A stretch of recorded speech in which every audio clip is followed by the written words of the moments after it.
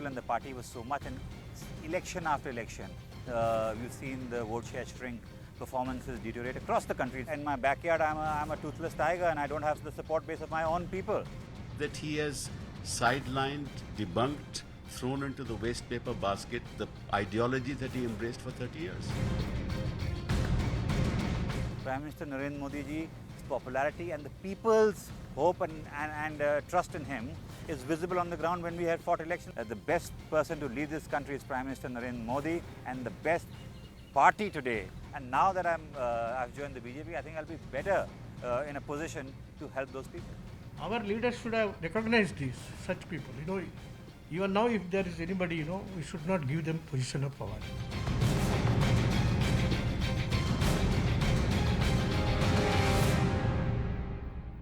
Hello everyone, you're watching News Epicenter with me, Maria Shakil. The Congress continues to fight the political storm sparked by the defection of Jitin Prasad, one of party's biggest faces in the coveted state of Uttar Pradesh, just months ahead of the state elections. In an exclusive conversation with me, he made it clear that there has been no reform drive or introspection in the Congress camp after multiple losses against the Modi-Shah juggernaut. He says that the concerns of Congress satraps have been ignored and that there is only so much defeat one can take before jumping the ship. Jitin Prasad said Congress culture has created a major disconnect between the party and the people, adding that Prime Minister Modi is the biggest national leader while the BJP is the only national party which has given him a better shot to serve the people. Senior Congress leaders have said good riddance to Jitin Prasad. But just like him, many also cite the need for institutional reforms in the party. Ever since the final days of the UPA regime, young guns of the party, from Jagan Reddy to Himanta Biswa Sarma, have achieved political fortunes either on their own or in the BJP camp at great political cost to the grand old party. Does Jitin Prasad's exit and the rumblings in the Congress units of Punjab and Rajasthan herald further political demise? That's exactly what Jitin Prasad believes. Listen in to what he told me, then I bring in the guests. Jitin, appreciate your time. Thank you so much. There's a lot of criticism coming from within the Congress party. Congress leaders are saying that this is not an ideological decision, because if it was based on ideology, then you would not have really jumped the ship and joined the BJP. No, congressmen are free to air their views, and I welcome their views, and I will welcome their views. But as far as ideology goes, in today's context, there's only one ideology, and that's national interest. And after careful deliberation and consultation with a lot of people and whoever I interact with, that's how I have taken a decision. It's not overnight. And I wish to inform all those people who are criticizing me, they should have to look within the Congress party now as to what ideology was it that drove them to form a government with Shiv Sena. What ideology was it when in these recently concluded assembly elections, on one hand in Kerala you're taking on the left parties and their agenda and their ideology, and on the other hand in Bengal you're tying up and trying to form a coalition government with them. So these ideologies which people are talking about, I would say it will be in the interest of the Congress party to look within, and the people who are talking should advise the Congress setup at the relevant forums instead of abusing Jitin Prasad, because that's not going to help reviving the Congress fortunes. But Jitin, given the kind of association that you have had with the Gandhis, Rahul Gandhi in particular, you could not have resolved it within your equation. Were the differences so big that it led to your complete transition, jumping the ship from the Congress to the BJP, going 360 degree? Like I said, it wasn't an overnight decision, and it wasn't dependent on a communication or lack of communication. It was building up over the years, and especially from the state that I come from, the disconnect between the people and the party was so much, and election after election, we've seen the vote share shrink, performances deteriorate across the country. It's known to everybody what the Congress performances have been. And when we came into politics, the sole reason we wanted to represent the people and serve a cause and make a difference in their lives, and stand by the people who support us. And once you are unable to do that, that's when you begin to feel it's not about a connect, it's not about communication, it's not about an individual. It's about your inner calling, and you have to take a call and a decision, and that's what I did. Jitin, the fact is, it is not that Congress party did not give you responsibilities or did not value you. You were one of the youngest Minister of State for Road Transport and Highways. Thereafter, you became Minister for Petroleum, Natural Gas. You started your career as Youth Congress General Secretary. You were elected in the Lok Sabha for 2004-2009. You have been recognized and given important position within the Congress party. Then why would you switch? You're right. I've held those posts that you have mentioned, but it's not about posts and positions. I'm not cribbing that I haven't been given a particular slot and or a particular responsibility. I'm talking about a bigger cause where you're failing in your calling of serving the people. What good am I if I become in charge of a particular state and try and run the roost there when in my backyard I'm a toothless tiger and I don't have the support base of my own people? So this is about catering to the needs of our own people, and like I said, this India is transforming. I've lost elections. I've seen the popularity of the Prime Minister himself. Prime Minister Narendra Modi ji's popularity and the people's hope and trust in him is visible on the ground. When we had fought elections, we were relegated to the background in spite of putting in all our might and all our hard work. You were part of that G23. You were in fact one of the signatories who had communicated your grievances within the Congress party as well. Did you at some point realize that those grievances had reached a point of no return and there was nobody to listen to it, and that is the reason why, one of the reasons that led to you, quitting the party of your father and your party for all your life till now? That was, it was an intra-party suggestion in that letter, an outline how to, what should be done to revive the fortunes of the Congress party. You're right, but over time I felt that was one of the reasons, and that I did try and air my views and various suggestions, but we didn't see a turnaround. Did you at some stage communicate to Rahul Gandhi, Priyanka Gandhi or Sonia Gandhi that you were unhappy, that you wanted certain things to be changed within the Congress party, particularly in the context of Uttar Pradesh, and that your grievances weren't heard? It wasn't an individual grievance. Like I said, I was on the committees that in the working committee, and also, as you said, a signatory to the letter. So it's not about not being heard. It's about that after giving your opinion, the turnaround wasn't happening.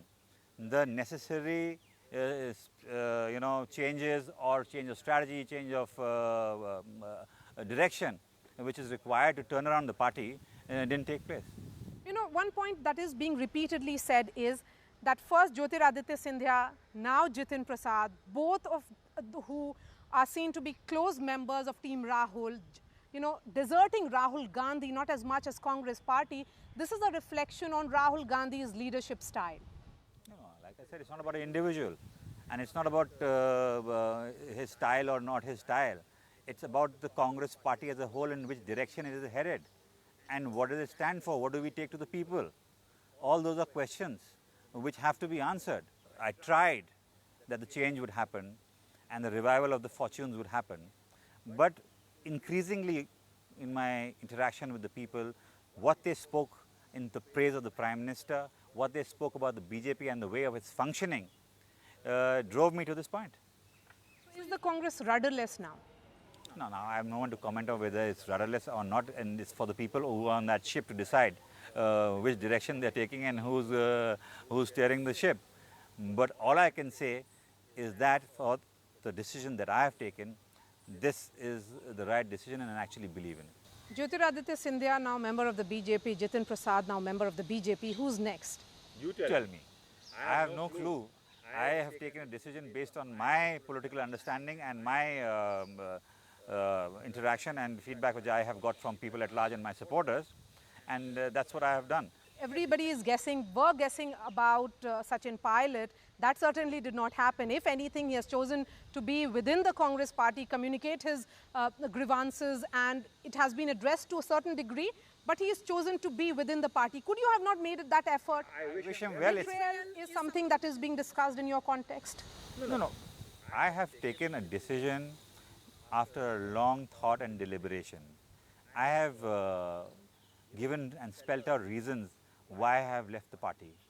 I have not immediately left in the lure of power.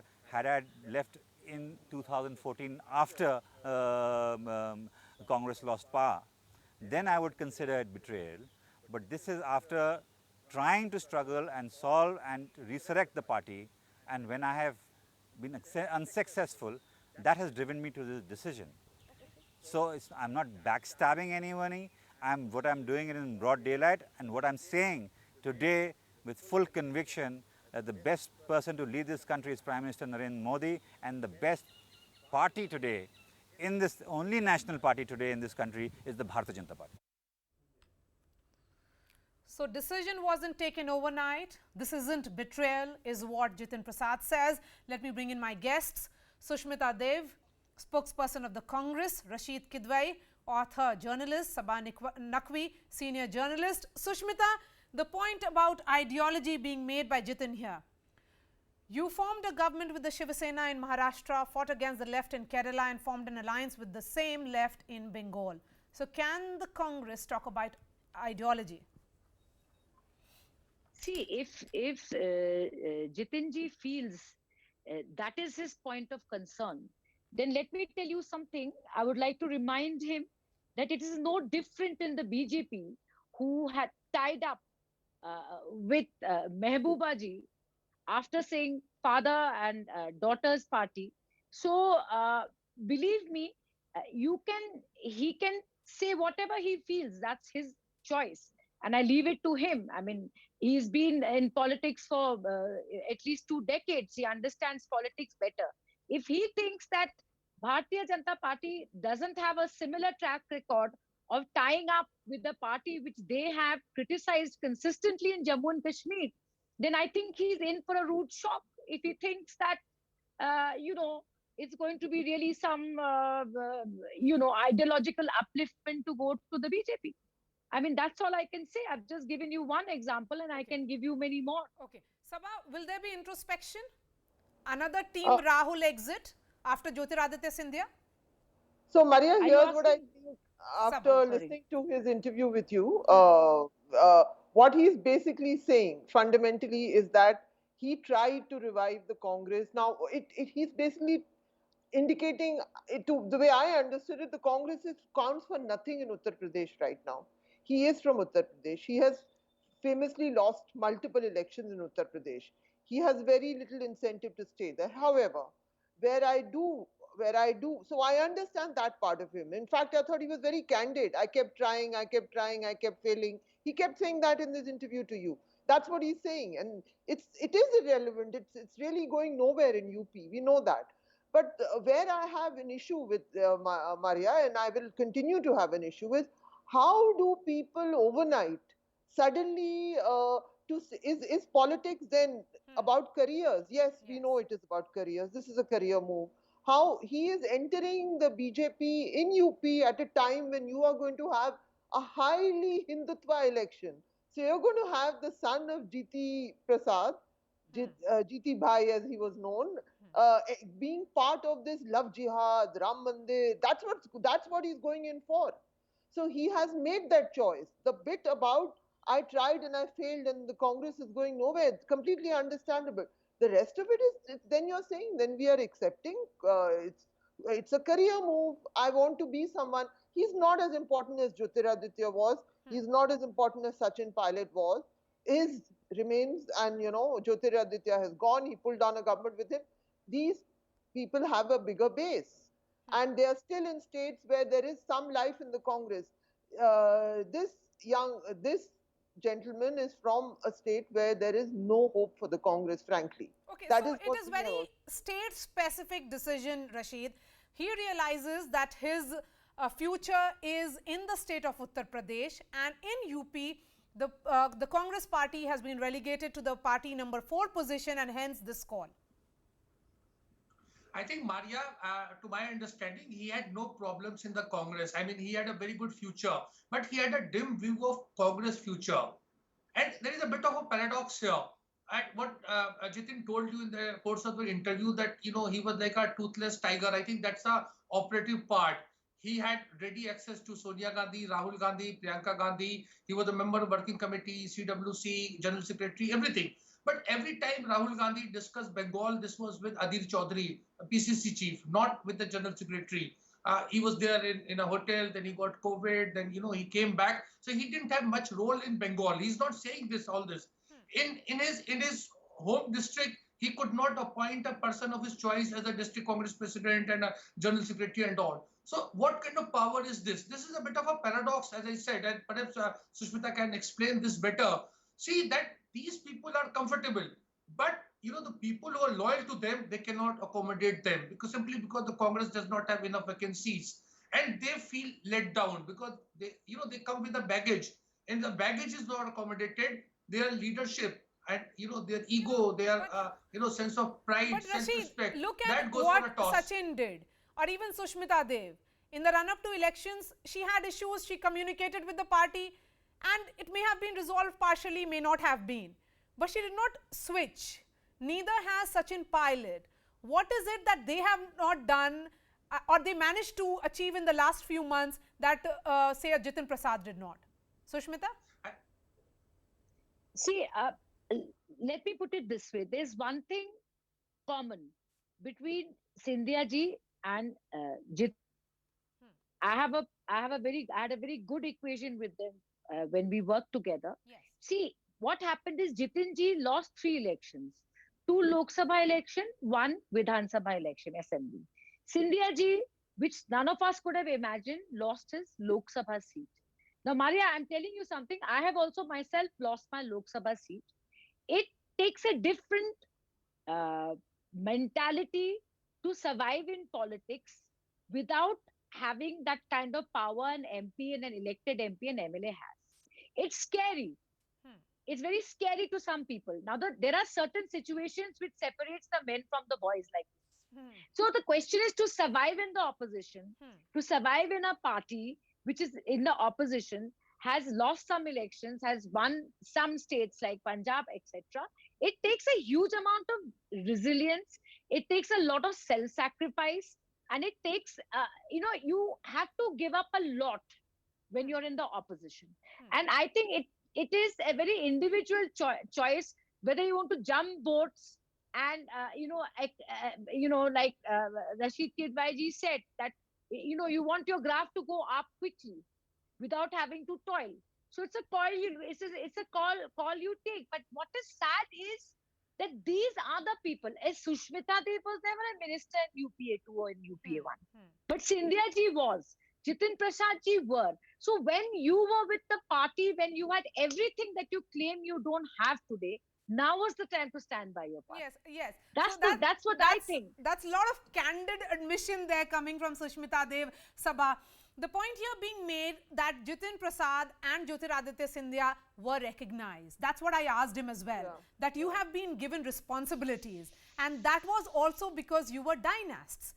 You enjoyed a position of power and privilege only because you were your father's sons as well. That is a reality. And that is the reason why Congress made them ministers in UPA. No, that's not why Congress made them ministers, because they were dynasts. Then? I mean, we have all heard Scindia ji on the floor of the parliament when he was the power minister and several ministries. Jitin Prasad ji was steel minister, HRD minister. I mean, you can't say that Scindia ji answered a question in parliament because he's Madhavrao Scindia's son. No, but I mean, why would you get that position, Sabha? Why we made them okay, fine. Sushmita, we made them you have made your point. Because we thought fine. we were capable. Okay, Sabha, answer that question. So they are all sons of former Congress leaders. To that extent, of course, you're right. And here I think in each case is an individual case. Yes. Each case, as Sushmita has candidly pointed out. About Sachin Pilot, who we all know Sachin Pilot. He's, but would things have been different if the BJP could have made him a chief minister? I don't know, because Sachin Pilot has serious ambitions and the Congress is in power in that state. Would things have been different? So everybody has their own script too. But again, I go back to the whole question. Jitin Prasad is joined the BJP at a time when you're going to see the most high voltage campaign. So in the end, people like this, whatever, he may get a position, he may get an MLA, I don't know what they promised him. Even Jyotiraditya has not yet been inducted into the union cabinet. He's not got a ministerial berth, but there are all sorts of formulas apparently which have been promised to him in the future. One does not know. I don't know, but what is he? He's going to get on it. You do lose face. You do lose respect, because the next few months he's going to be part of that. He's going to stand alongside Adityanath Yogi and be part of that. He's in Uttar Pradesh, right? Okay. Presuming. So, Yes. and to say this ideology point is, I mean, all parties tie up with everyone else, right? But we know what is coming in UP right now. Okay. So Rashid, so what will it mean for the Congress at large? I think, you see, on the face of it, Maria, we can say it's a wake-up call and all, but this is a great opportunity for, person like Sachin Pilot, because every time a young dynast goes, the remaining ones get a leg up. They have a more opportunity. So I don't see Sachin leaving, the party. The two contenders of, Generation Next have gone. He will, he's a man to watch out for in the long run for the Congress, and he knows it. That's why. Last night he was telling me, he said had he known that Jitin was going, he would have gone and physically stopped him. Look at that kind of confidence he has. So, I think Sachin Pilot is very different from other politicians that we are talking about. Okay, let me give the final words to Sushmita Dev. Sushmita, the question that I'd asked you, let me ask that again. Two members of Team Rahul exiting, and this is also coming at a time. He was also a G23 signatory. And the members of G23 have been raising concerns about the functioning of the Congress party. They continue to be in the Congress party. Will the Congress now be engaging more with the members of the G23 to resolve this crisis? See, this whole G23 thing, let me give you an example. Ghulam Nabi Azad ji is a member of the Congress Working Committee. So he is in constant engagement with the party. I mean, Manish Tiwari ji, who we keep saying, oh, G23, he does so many press meets talking on behalf of the party. So surely he's engaging with the party. Otherwise, how will he know what the party stand is? See, this letter that was written to Mrs. Gandhi, Honorable Congress President, after that, lots has happened in the Congress. There's been reshuffling. Everybody has gone back to work as far as I'm concerned. Ghulam Nabi ji was also in the last CWC. He's heading the COVID relief team that Sonia Gandhi ji has declared. So look, it's something they raised. Of course, we are going to engage. I can't speak for Congress President, but I have never known her not to engage. And frankly, when that letter went out in the media, that's when it blew out of proportion. If it hadn't, I don't think that would have been such a big issue. It's like I may write, I may not write, but if my opinion is asked in the Congress Working Committee as a special invitee, I also speak my mind on issues. There's nothing new in the Congress party. It made sensational news, but I don't think that there's a kind of factionalism between, there's no them and us. We are in the CWC, and I can't share what happens in it, but I think that, there's enough engagement at the party level for anybody to air their views. Okay, 10 seconds are all I have. What ails the Congress? Sushmita? Are you asking me? Yes. Maria, let me tell you something. That every party has challenges. If you're talking about Sachin ji having a grievance, he has every right to speak to the High Command about it. You have Ajay Vish being hauled to Delhi. After be calling him thrice, now he's come to meet Amit Shah ji today. So in politics, there will always be aspirations. High Command and the party president has to try and meet it. And it's something that will go on. But I think election after election, we have proved that we fought it as a team. We've won some, we've lost some. Okay. That's politics. All right. Sushmita, thank you so much for joining us. Sabah Naqvi, Rashid Kidwai, thank you so much for joining us and sharing your thoughts on this story. A story that is still developing in many ways, but yes, The man of the moment has spoken, and he says that this was not a decision that was taken overnight. He had tried to address the concerns that he had by staying within the Congress, but all those grievances weren't addressed. That's all from me. Thanks so much for watching, and I'll be seeing you tomorrow.